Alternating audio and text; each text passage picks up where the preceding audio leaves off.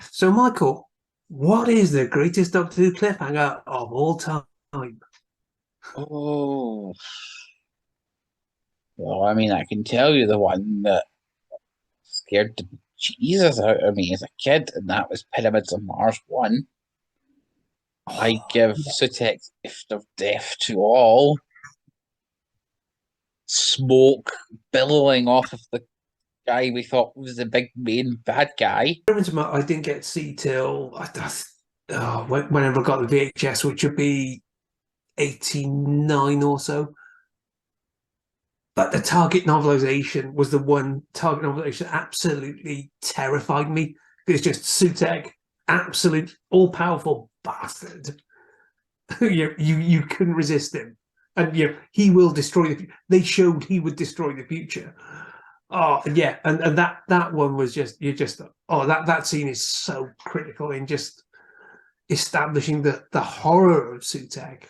And it's such a effective costume that when you don't know that it's going to be Bernard Archer in it. But some sort of demonic messenger appears, and Yeah, it's just his touch of his hand alone is enough to fry you to death. you may be half Yes, expecting the face that floated through the TARDIS earlier. yes. Another one that's really well done. Space Museum Part One. Oh, I can't believe you haven't mentioned that yet. Oh, No, that's such a because the whole thing where the time track jumps back to normal and their footsteps appear and the villains realize they're there and that their dead bodies and the exhibits disappear and you've just got the time howling as it catches up and the doctor just goes, "We've arrived," and they know they're all in mortal danger from that moment on. it's all the more effective because of what you've seen in that first episode, all the imagery of what Mhm. they're going to end up. Oh my word! It's such a creepy piece, which then turns into a comedy, which is quite funny. And I don't know if Yes, many people but it's a quite comedy understand that what it is. a comedy they didn't tell the director was a comedy. Yes, although it isn't right. But the hints are there. It's the stuff on the screen. How did you get here? Penny farthing. Yes. Yeah, and the doctor jumping in the Dalek. Oh God, that's brilliant. Uh, there's the Face of Evil Part One, with his face in the mountain, On the mountain. and there's also Face of Evil Part Three, where the computer starts screaming "Who am I?" in a kid's voice, which is the most disturbing thing I've ever seen in the show. Yeah, I mean, it's literally only because I think the kid won the competition to go Yes. to the studio. Yeah, I think Chris Baker was very, very kind of modest. Oh, what were you? That's a brilliant cliffhanger. What were you trying to do? I was just trying to make a pun on the show's title. It's brilliant. Yeah, again, the face of it is so close to that perfect 3 out of 3, isn't it, on the cliffhangers? Far from mentioning Time Meddler Part Three, the monk's got a TARDIS, It's a TARDIS. The monk's got a TARDIS. changed the entire show for the rest of time. Yeah, and I mean, it's one of those things I would have loved to have been there at the time because I know you've had this series through the episode that there are these strange things that there's the gramophone record, there's the wristwatch, and then there's this, and you're going, someone else has got a TARDIS. Boom! Your jaw would have been absolutely on the floor. It would have been no, in fact, it would have gone through the floor and headed halfway to the center of the earth. Oh, it's just so well done. I can run through a few of what I call dramatic Hartnell cliffhangers at once.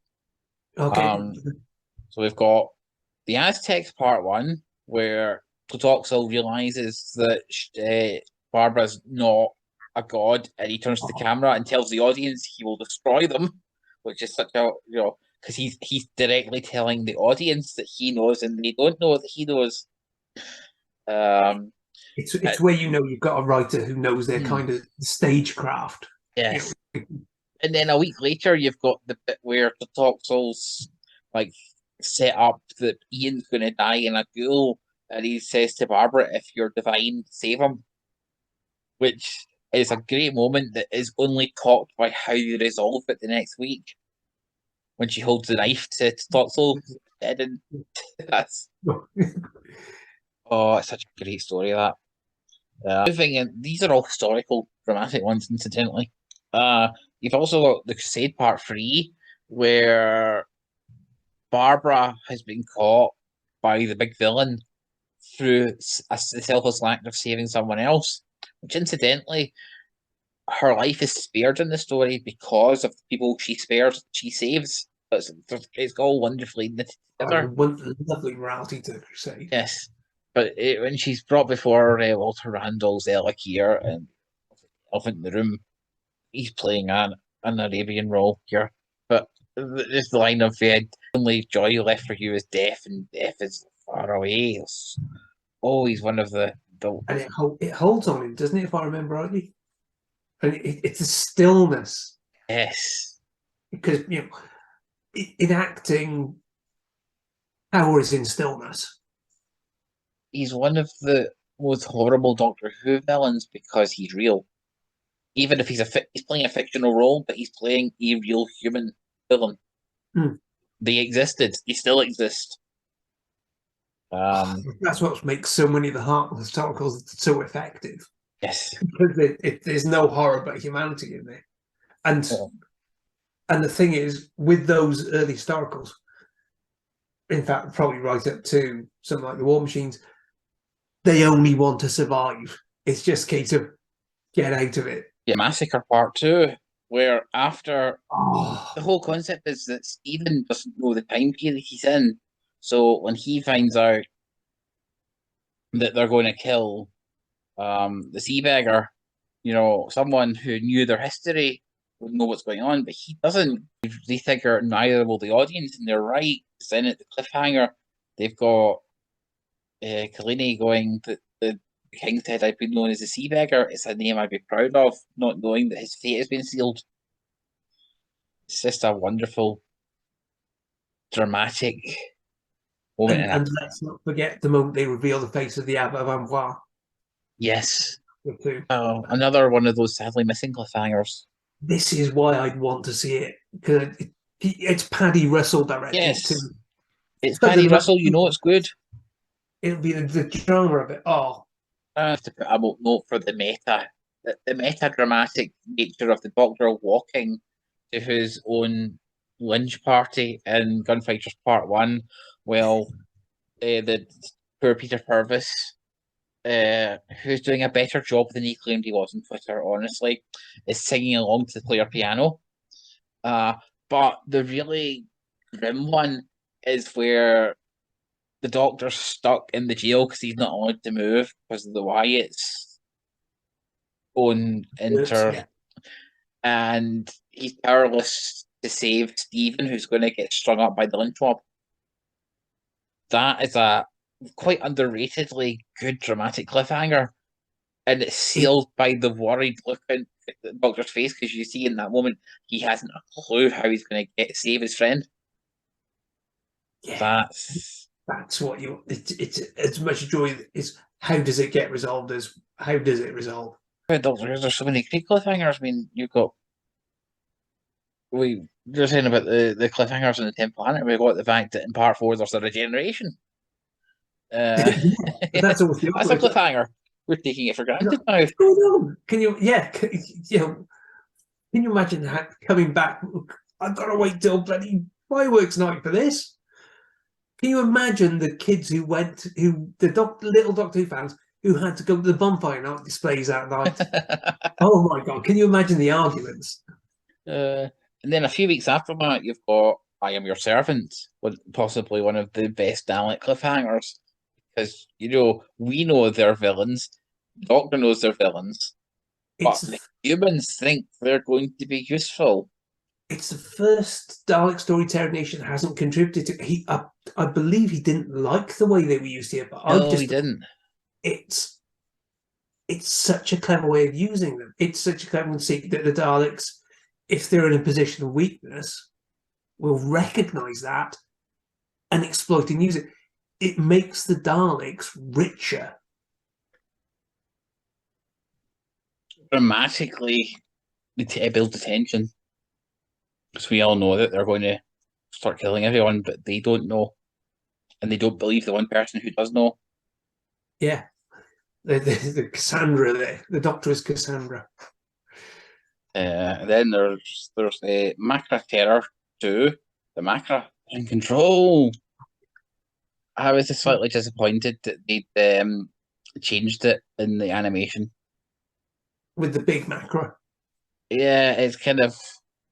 I like that though, because it's the macro is big and powerful. It's that you need to you can tell the story slightly differently with animation, and we don't know quite how that played out on screen. We can see telesnaps of it, but you can't quite see the action of it on screen. I think it works. Oh, I get the impression that you just see the claw dragging him off, and it's like the whole thing is that the setup has been that the Macra they're not there. There are no Macra.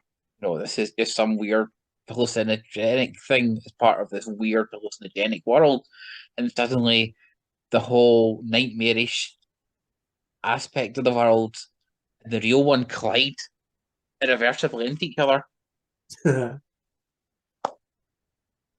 Group of three from the same story, which at one point I was a lone person praising, but now a lot of fandom think this is a really good run of form, which is the first three cliffhangers from Enemy of the World.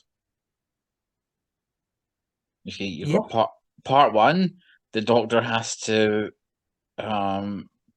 impersonate Salamander on the spot to Donald Bruce. How will he succeed, or will they be caught immediately?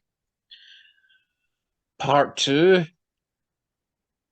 it's the dramatic reveal that Salamander is stitching up the one sane man by blackmailing his deputy.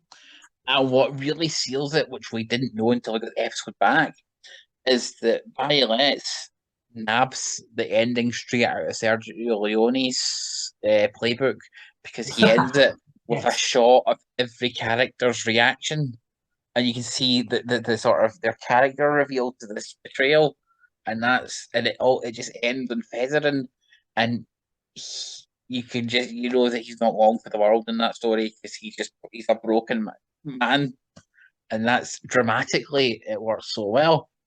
But they're both in the shade to part three, where Salamander and Donald Bruce both realise at the same time the Doctor exists in their world, and they have to find him, and the Doctor doesn't know they know. I have loved that episode since it was out on the Trout Years. Just that the cook.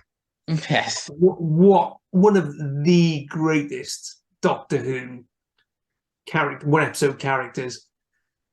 It's so magnificently grumpy, and it adds to the realism of the piece, because it's just an ordinary person doing an ordinary job and going, "Oh, for God's sake, not this again."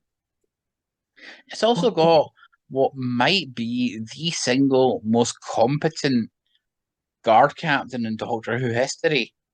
In the space of 20 minutes, he covered up Fetherin's murder, he kills Dennis, he uncovers the plot against Salamander, he stops it, he captures the Doctor's companions. It is the most stunning example of competent henchman you'll find in the show's history. Possibly. I tell one we've missed, which I think is underrated, which always, when I was growing up, got a hammering, because it was the only episode left of the story, is the Underwater Madness Part 3. The thing is, everyone thinks episode 3 is, a lot of it is the dance of the fish people in there, and it's not particularly a heavyweight episode. And then episode 2 came back, and as the Black Archive on this detail, the opinion of the whole thing changed, because instead of that, Joseph first, "Let's again the world can stop me now," being an isolated moment, it's a dramatic point. It is someone who is kind of breaking under the strain. Yeah. And it's again, we talk about Sam Rouse kind of acting smaller on the madness. It's the release of the mania. it's it's the moment where you go, okay, events are out of control, and this guy is cracked, going, I can keep this under control. I have this under control, and try to convince himself so much as anything else. It's a really genuinely great moment and a really great performance choice on that.